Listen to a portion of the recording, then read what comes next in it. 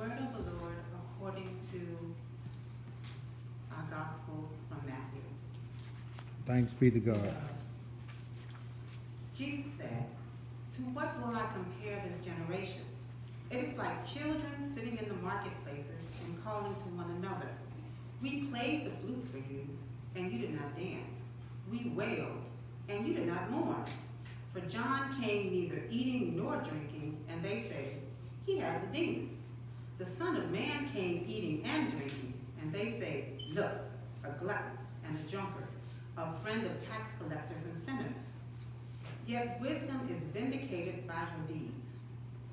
At that time, Jesus said, "I thank you, Father, Lord of heaven and earth, because you have hidden these things from the wise, and the intelligent have revealed them to infants. Yes, Father, for such was your gracious will. All things have been handed over to me by my Father, and no one knows the Son except the Father, and no one knows the Father except the Son, and anyone to whom the Son chooses to reveal him. Come to me, all you that are weary and are carrying heavy burdens, and I will give you rest. Take my yoke upon you and leave from me, for I am gentle and humble in heart, and you will find rest for your souls. For my yoke is easy and my burden is light." The Gospel of the Lord. Praise to you, Lord Christ. May the words from my mouth and the meditation in my heart be acceptable in thy sight. Amen. Please be seated.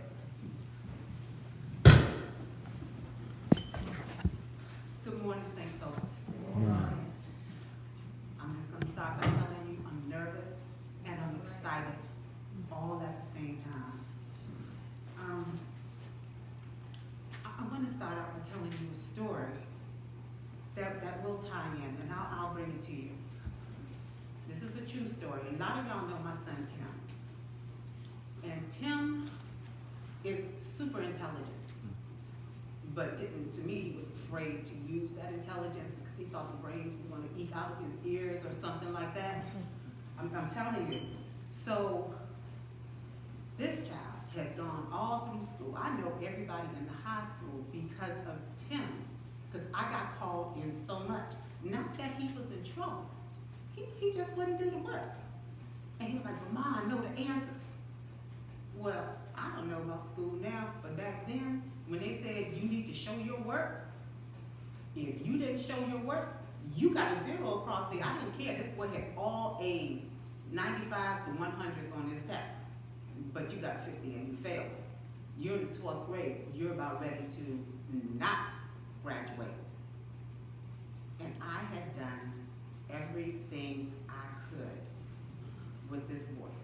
Crying, to screaming, to yelling, all of it. Just laid my all one day out there on this at Gwynn Park in the conference room. Didn't know they had a conference room that big, but all his teachers were around there. And he sits there like, whatever, it's no big deal. I was here at church, still heartbroken. Something said, "You know what? And literally, just give it up to God." I was singing in the choir back there while I was derobing. He came through, I looked at him, rolled my eyes, and just, at that time, just threw my hands up and gave it to God, didn't think about it no more. A couple months later, at his graduation, Tim got a great big giant smile. Well, as he walked across the stage that day, his smile could outshine the sun. Again, that wasn't me. That was God. And I will tell you how this ties in. Now we're going to start with the beginning of this that says, "The children played, but you didn't dance." They played lively music. They played fun music, happy music. And the other children came through, they didn't dance. This is what they should have done. But then the other children, they played sad music, mournful music. Again, these children did not cry at the music. They did nothing, just went through like, okay, these kids over here don't exist. That's what happens when when there's a preconceived notion of a person in your mind. This could be the best person in the world, but because you've already made up your mind, I don't like them, there is nothing they can do that's going to change your mind and that's going to make you like them. This is how it was when John, talking about John the Baptist, first came to Herod. They had heard all about the miracles that were happening, that Jesus had done, and they knew that John was preaching about this. So they automatically didn't like him. This man came in there clean, shaven, not drinking, not eating any of that stuff. But it didn't matter, because they didn't like him because of what he was saying, because they were not yet ready to hear the word of God. Now Jesus comes in there a little bit later on, but it says he was eating and drinking, so now they called him gluttonous, a friend of sinners, tax collectors. Now we all know that's not what Jesus is. But what Jesus was representing was that he's coming in there to be with the lowly, to be with those that are beneath these people who refuse to accept what he has to say. And that's all cool and fine until you realize that he's not there for them.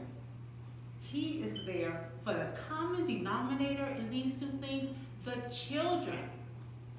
Now, when you think of a child, you know, my granddaughter was here, she's 8, so you're thinking of a child. And when you think of an infant, you're thinking of a newborn, somebody that knows nothing and they're going to pick everything up. Well, in this case, we are the children. We are the newborns. We're the infants. We are God's children, and he is teaching us. He did not want to just teach those that thought they had. It would be nice if they wanted to join him, but no. He came for us. He came for the sinners. I'm sorry. He came for the ones that know. They know him. They've heard of him. They want to follow him. We might not know exactly how to do it, but we know we can do it. We're capable of. We've seen what he's done. We've heard what he's done. So let's give it a shot. That's what he came for. He came for us. He came to help us. And as infants, as just getting on his path, we have to learn right from the beginning. The infant comes in knowing nothing. We came in knowing not how to roll over, not how to feed ourselves, not how to do anything. And that's okay, because we're still following Jesus. We're following his footsteps and his path. He has taken us from not knowing how to do anything to learning how to crawl. You know that baby that they sit there and they crawl. Okay, now we're pulling up. Oh, now we're doing some things. Now we are pulling up and standing and walking, and eventually we walk by ourselves, still following. Just got to remember, we are still following in Jesus' path, in the steps that he has laid out for us. Sometimes we fall. But you know what happens when you fall. You see a little child, y'all grandparents, parents up in here. When that baby falls, what's the first thing you do? You run down and you go pick that baby back up. That's God picking us up. No, my child, you are not going to stay down. I'm here to help you. You are going to walk. You are going to follow the path that God has set for you.